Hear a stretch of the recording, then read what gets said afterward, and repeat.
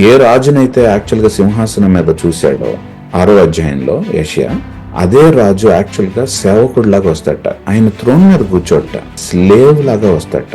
6వ అధ్యాయంలో థ్రోన్ మీద కూర్చున్నాడు. ఆయన మ్యాజెస్టీని చూడటానికి కూడా వణికిపోయారు. బగబగా మండేటువంటి స్వరూపులు ఎవరైతే ఉన్నారో వాళ్ళు కూడా తట్టుకోలేకపోయారు, కళ్ళు మూసుకోవాల్సి వచ్చింది ఆయన యొక్క తేజస్సుని చూడలేక.